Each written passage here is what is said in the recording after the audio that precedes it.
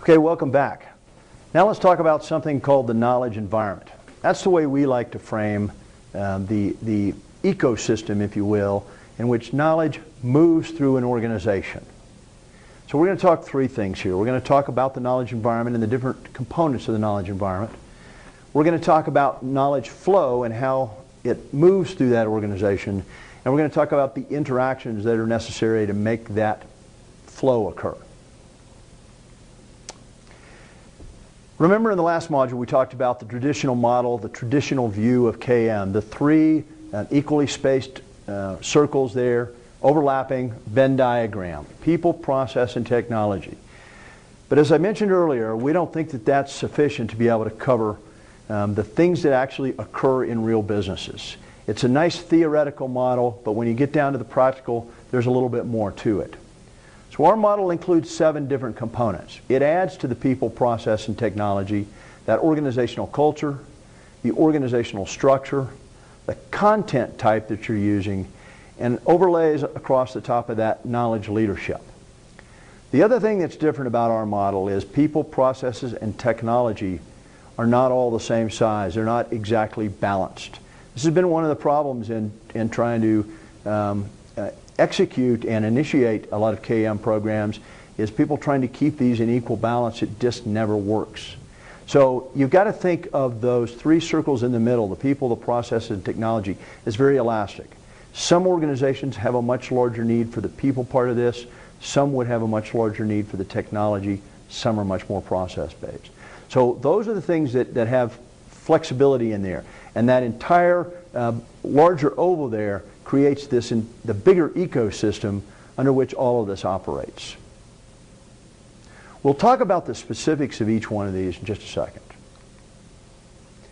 The idea of knowledge flow is absolutely critical. Knowledge is not of any value to an organization if it's not moving.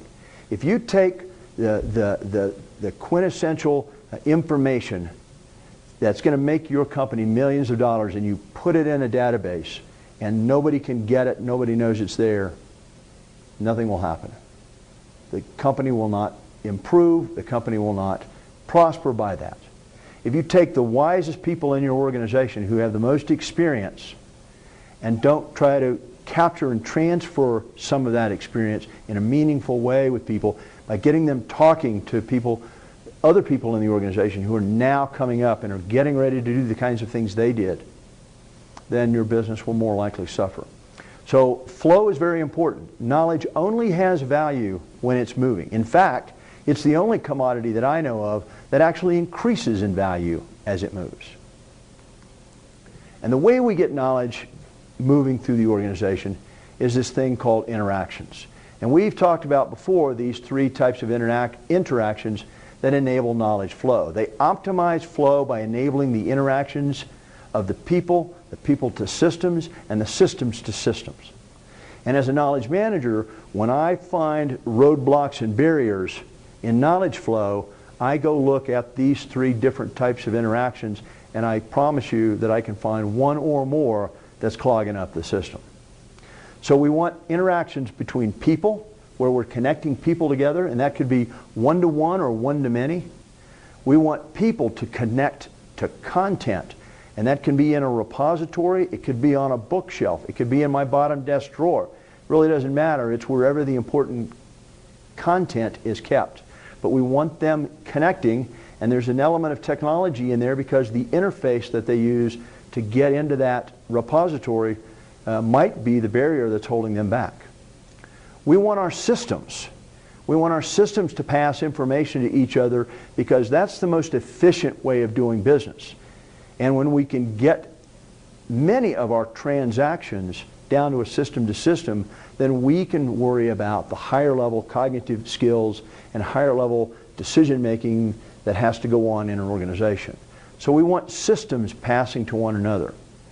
So when I put information about Mike in this particular system, I want that information to be populated into other systems so I'm not having to go back and put it into 3 or 4 or 5 other systems. We want our systems talking to one another, and we know today that that's a real big problem. when we're buying systems that are not compatible, we have to spend some time thinking about how do we build a bridge between those systems as opposed to necessarily throwing out a system and completely redoing it. If you keep these interactions in mind when you're looking at how knowledge flows through the organization, you can't go wrong. But remember, for people-to-people transfer, that's high relationships. There may not be technology at all. That might be the pizza party on Friday afternoon that brings people together, the conversation around the water cooler, the way an executive changes their meeting so that instead of the staff briefing the boss and the boss giving directions to the staff, that it becomes a collaborative meeting. Those are places where you want to connect people together in those conversations.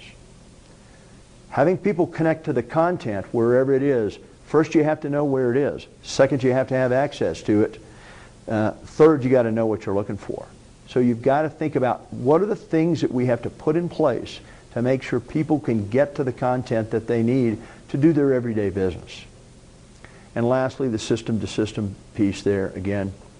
That's very technology-centric. That's about making sure that information from one can get to the other. Sometimes it has to go through a human to be put into a new system that doesn't talk to the old system.